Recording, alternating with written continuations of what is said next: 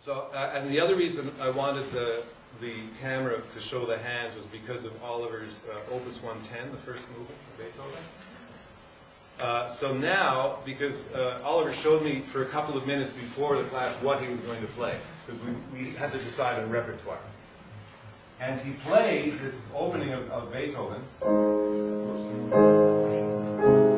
and I could see the difference between the two hands.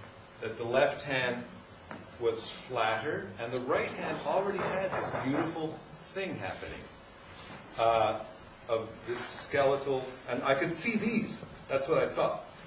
And so I thought, my God, and of course he had tendonitis in his left hand. So now we've had an hour's work on developing this idea. So I wanted to show the Beethoven so that you could see the difference between the two hands. But I don't know if that difference is going to be there anymore, right? So play, and feel free to play it your old way so that we really see the difference. Or feel free to try the new way and see if your sound changes and your feeling of comfort changes.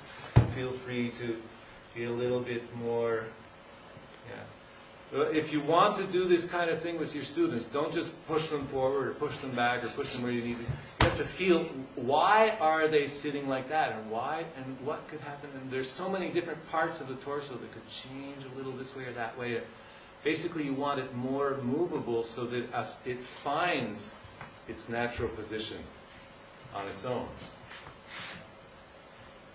Please go ahead.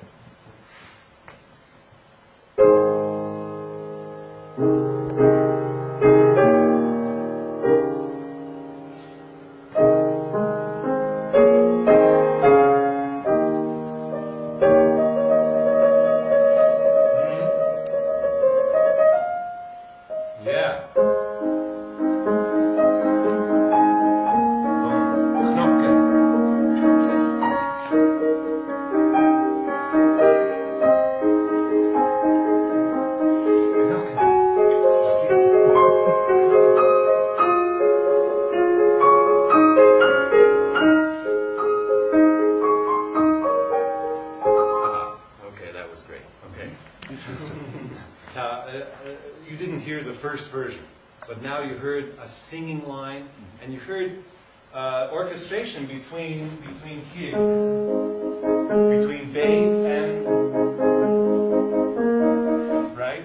So I was trying to do 3 different things physically at once to get that to happen. I was saying he had good shape here. It was, you could really see this beautiful thing, but he wasn't really using the bones to, like if your bones are really lined up, like in a straight line in the finger, you get this knocking, and it almost sounds like it's boring, like note, note, note, note. But that knocking, and then, of course, you can shape. But that knock, that shows that the bones are there and you're in total control of how you're going to shape it. You're not using some fake relaxation to shape your line. You're there. You're in unstable equilibrium, and you can put that line crescendo, diminuendo, wherever you want, because your skeleton is helping you do it. Then, down here, I had to, again, he was getting flattered, so I had to bring this up. And what did it accomplish when I brought this part of his arch up? Well, it gave him orchestration. Because with the bones standing better, all of a sudden he can feel bass and then these wonderful little inner chords which are always there supporting. They can't be intruding. Those chords can't be loud, right?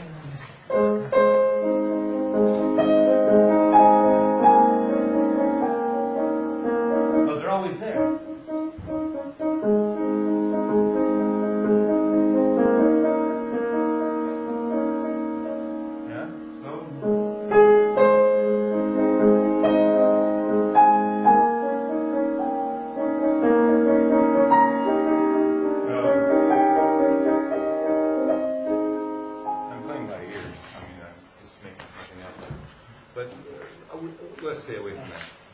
So you see, try that one more time.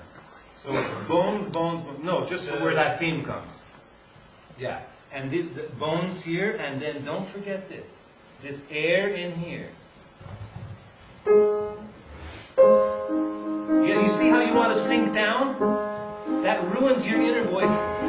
That's right. That's it. Don't let it sink. It's like playing like this. Beethoven. Yeah, Beethoven. So beautiful. It's just so much emotion when I play. Unbelievable. He's a philosopher and everything.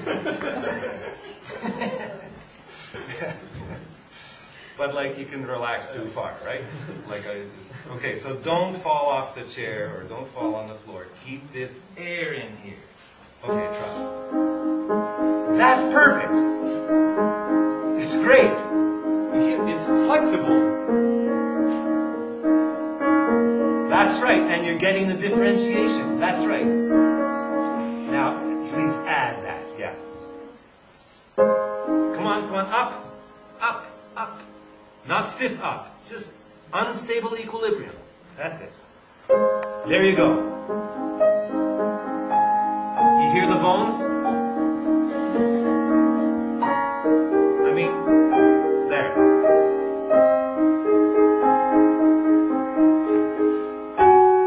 Come on.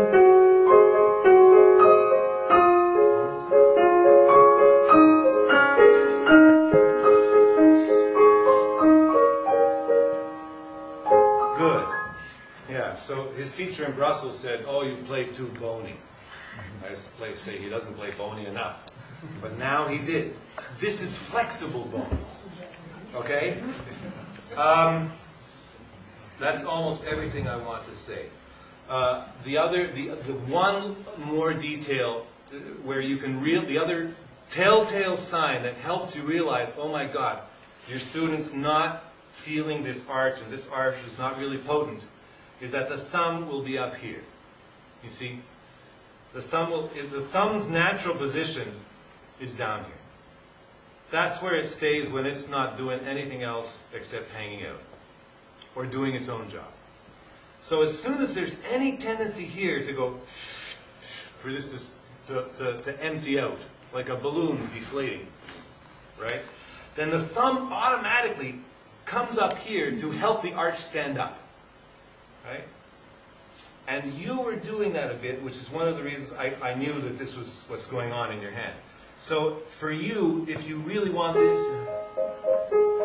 then make sure that even though this thumb is playing a black note and the third finger is playing a white note, that the thumb feels way down lower in space than your fingers.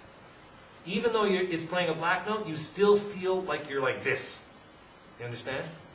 And that, so you can help yourself, you can help this joint be full of air and floating high just by doing that, but also by remembering to separate out your thumb. As soon as the thumb is coming up here, it's messing where it shouldn't be. Okay? So that's one more piece of advice to help you hang on to and to cultivate and develop this sense of the bones doing much more for you in terms of color than you were using them before. Plus this little piece here. Yeah, okay. Great. Thank you very much.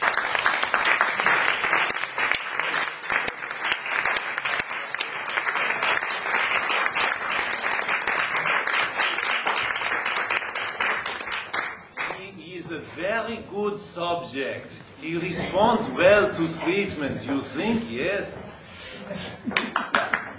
So I'm very, very pleased with Oliver. That was a lot of information he took in and really acquired very quickly. So I'm very proud. Very good.